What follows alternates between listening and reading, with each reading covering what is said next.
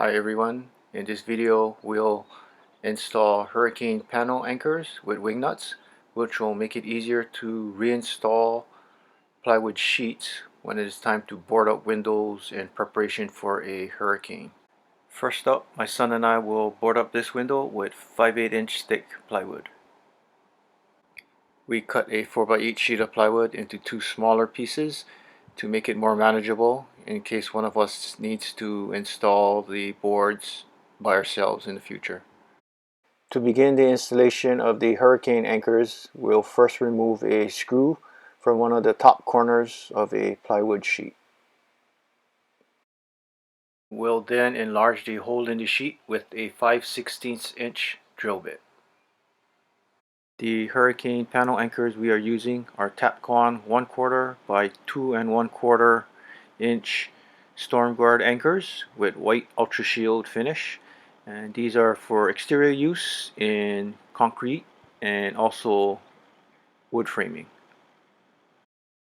We set the drill bit depth to 3 inches, which will cover the depth of the 2 1/4 inch anchor plus 5/8 thickness of the plywood sheet.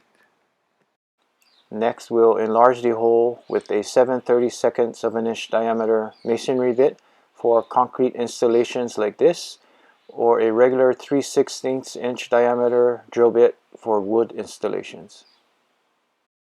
Now we'll screw in the hurricane anchors with a 3/16 inch hex head driver. And now we'll thread on a 1/4 20 wing nut. And repeat at the remaining top corners of each plywood sheet.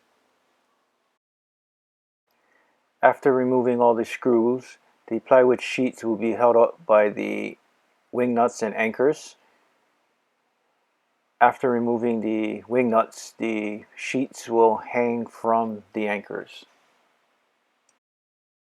Finally, we can remove the plywood sheets off the hangers and away from the wall.